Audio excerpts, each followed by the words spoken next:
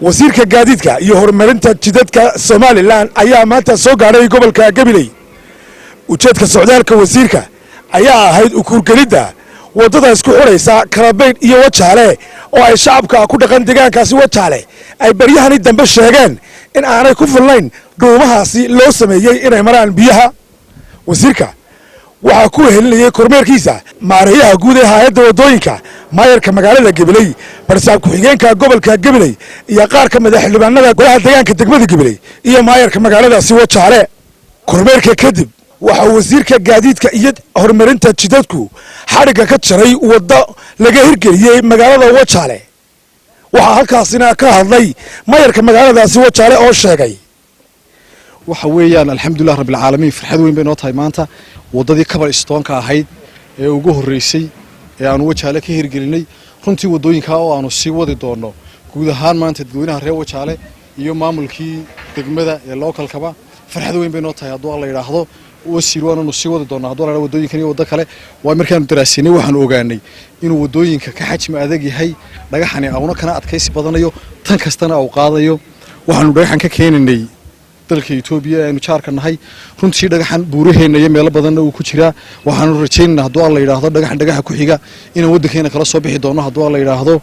aad ayaan maanta u faraxsanahay inaanu halka noo hirgashay wadadii oo hamigeyga intan iyo in ka badan waanu sii hirgelin doonaa wasiir ku soo dhaw degmadii Wajaale oo maalinba maalinta ka dambaysa horumarku aanu maalinba talaabo aanu ku dareenin oo maanta bisha 3 ilaa 10 aynu taaganahayna waxaanu u qorsheynay in uu noqdo sanadkii horumarka ee 30 sano ee Wajaale jirtay iyo sanadka haddii la yiraahdo marka la isku miisaamo sanadkan waxaanu qorsheynay inuu sanadkii horumarka noqdo haday noqoto gaadiidka aanu keenino ama gareedarada ama gaadiidka kale ee horumarka ka qayb qaata waanu sii wadi doonaa haddii la yiraahdo waa maanta waa shaqadii labaad ee aynu mar labaad ku hakanay halkan taas oo ah runtii horumar wanaagsan oo ay maamulka degmada ee magaalada Wajaale ay talaabo ay hore u qaadeen oo mujtamacooda iyo dadkooduba ay ka filayeen waxaa runtii guubaabo iyo sharaf aniga ah in dhalinyarada wadanka ay ogaato kuwa mustaqbalku gacantooda ku jira inay iyaga yihiin marka maayarka iyo golaha deegaanka ee magaalada Wajaale waxay xaqiijiyeen iyo heer gobolba in ay la isku tashan karo inay macnaheedu tahay in la gaari karo barwaaqo arintan wadadan aynu maanta xariga ka jirnay Kabal Stoonka laga sameeyay dhagaxa la qoray laba arrimood ba faa'iido ku leedahay koow waa wado raandiskeedu uu ka adag yahay oo ka mustaqbal fog wadooyinka kale ee laamiga waa wado in badan cimrigeedu jiri karayo waa wado shaqo abuur u noqon karto dhagaxan dadka gacanta ku sameeya